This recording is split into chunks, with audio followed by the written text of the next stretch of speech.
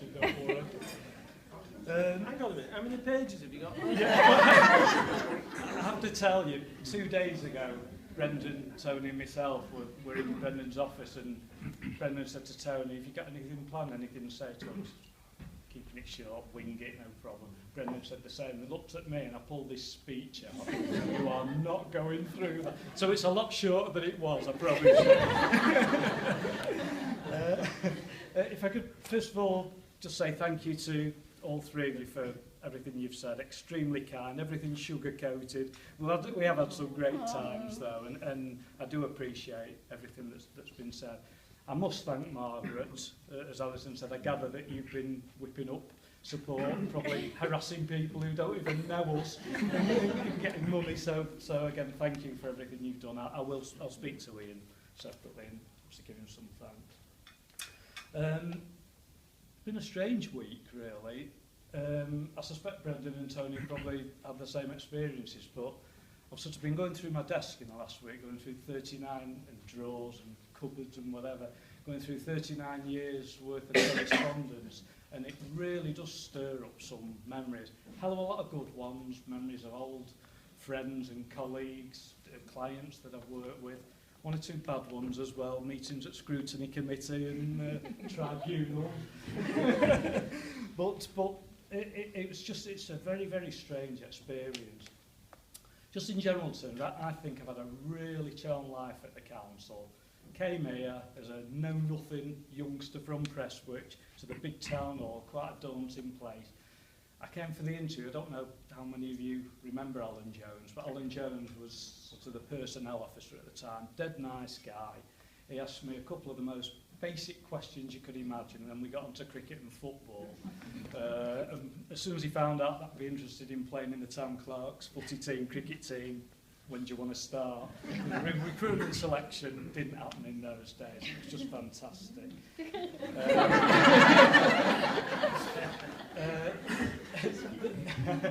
The first day as listers was 1975, 11th of August 75, with Lynn Evans, who unfortunately isn't here. Lynn and I started on the same day.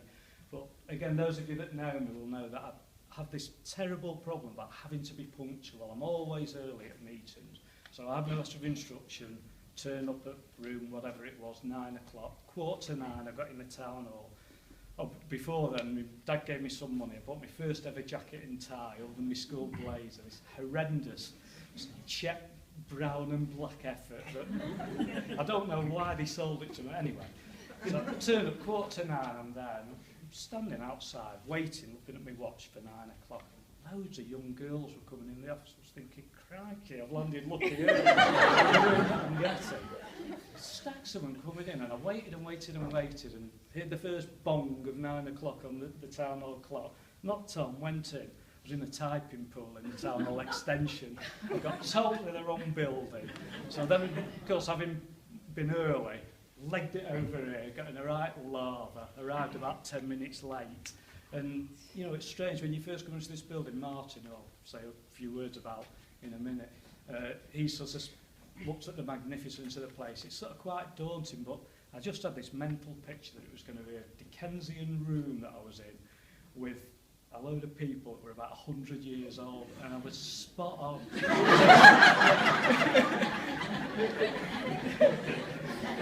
Again, probably you'll remember Tony Roma, Mary Brown, all of that crew. Probably all younger than we are now, but they just seemed ancient at the time. And it was weird, really, because that sort of era of managers, they're all, talk about the 70s, they've been through the war, and their way of doing things is we follow instructions, we tell you what to do, you don't question us. So the first year, we never dared speak to anyone. It was a good year, the first year as the office junior. All the juniors in the town, we weren't admin assistants or clerical officers, no posh titles. We were juniors, sort of specialised in brewing up 4 times a day for all the solicitors down the corridor and doing the post.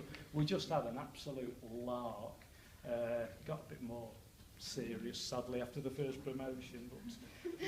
But what happened on that first day, I was taken up to the room, which was, I think it's room 506 now. That was the general office.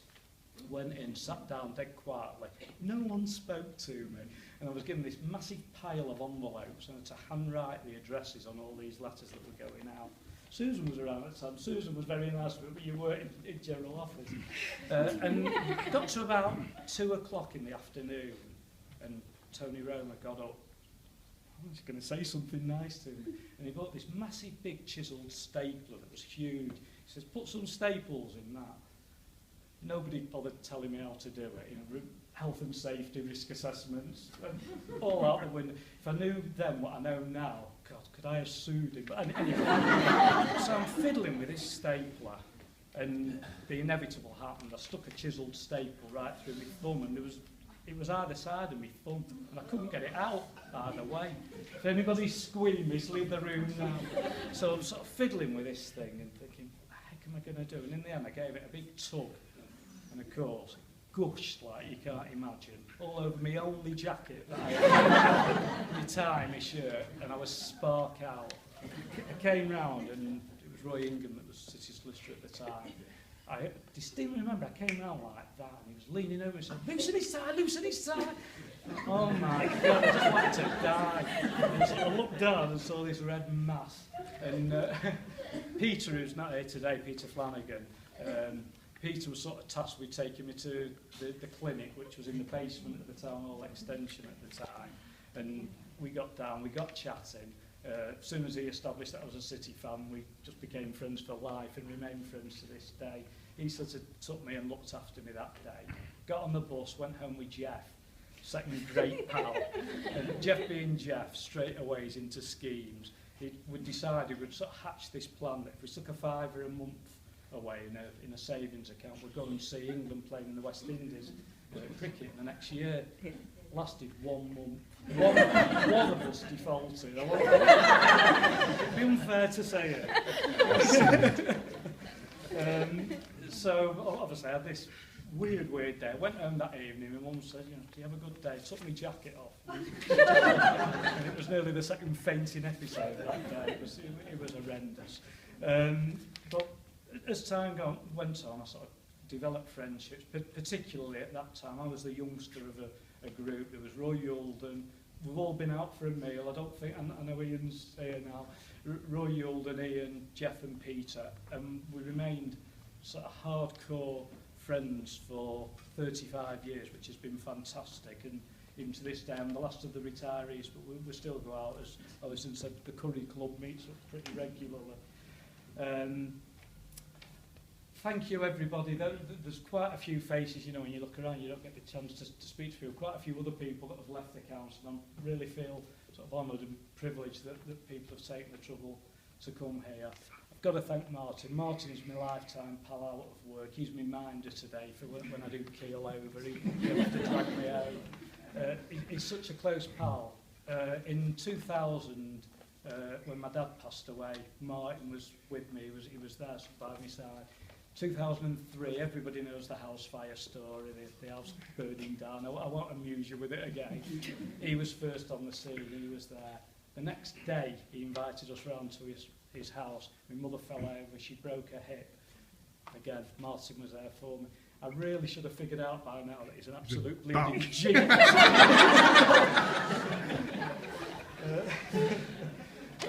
I'm not going to go on too long, because it's not fair on Brendan and others, but I won't bore you with a year-by-year account of everything that has gone on.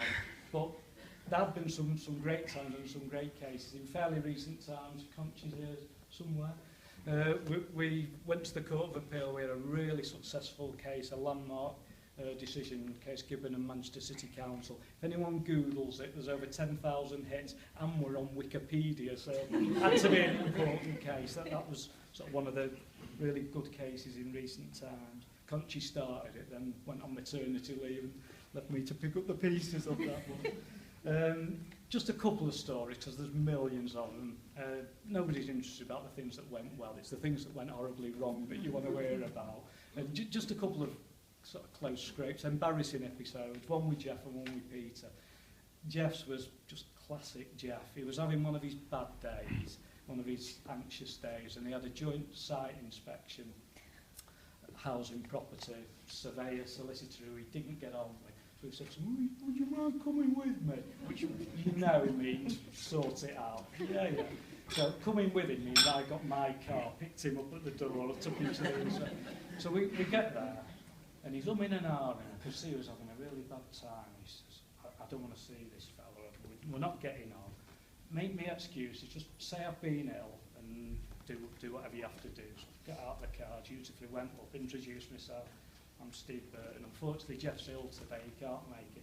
2 minutes later, he had a change of heart. Having apologised to everyone, and it just left me feeling like that. If it wasn't such a close mate, I'd have absolutely whacked him. But there you go. The other funny one with Peter, and you know, you can tell these stories now because no one's going to sack me. But, we had a trial on it, the High Court buildings, as it was. And one of the exhibits was a tin can. It was something to do with some fluid, and somebody hadn't mixed it right, and they got a rash. And we had this can that had all the mixture instructions on it to demonstrate to the court that it was all there. They'd had the training. We go down to court. The usual happens at court. You're waiting hours and hours and hours to get on. Gets up to lunchtime, says, sorry, you're not getting on this morning. So we go away, we have a bit of lunch. Get back to court. The whole of the court's been evacuated. We wonder what the hell's happened here. So I went up to an usher and said, is there a problem? He says, yeah. He said, there's an unidentified package we found outside court 10. I turned out to Peter, we're in court 10. And the next minute I remembered this bloody tin that we forgot to take out. So we had to explain to the chief usher what had happened. We got the biggest rollicking you could imagine. I don't think we ever bothered telling the bosses at the time. But it's a true story. Just in general terms, just really to wrap up, I could spend forever thanking people that have assisted me, whether it's on the client side, whether it's on the senior management side, all the people there. I'll speak to them separately. I don't need to thank them all personally now. Everybody, the admin people, the finance people, I've had some wonderful, wonderful people to work with, and I don't want to start naming names because it gets awkward if you miss somebody out. It would, however, be remiss of me if I didn't mention Brendan. Brendan's, luckily for me, I'm going the same day as him, so I'm not going to get all the rubbish that would have gone in his direction. But he's been a brilliant manager for me. Again, another great friend. We know that we'll remain friends. He's covered for me for years in good times and bad times. He's handled my moods. Those of you that know me know that I do well. I've on the odd occasion a bit of a mood, but he's always been there for me. So I can't thank him enough. Alison, similarly, and you said some wonderful things today. Alison's really taken over the ship and a more than able replacement for me. Those of you from the client side that want to come over and say hello later, I'll obviously introduce you to Alison, but thanks again for all the support you've given me. I am on the last page now. I've got to thank my team. I know people are scattered around the room in various places. We really have, as Liz and Jackie mentioned, we've had to deal with some extremely difficult cases, the historic abuse stuff, a lot of difficult insurance challenges, the care claims, the asbestos matters, all tough stuff. And if we hadn't worked together as such a close-knit group, I think life would have been a lot more difficult. But again, the great thing about being here for the length of time that most of us have is that you build up those genuine friendships, and the support network is there. So, you know, it's just been wonderful for me.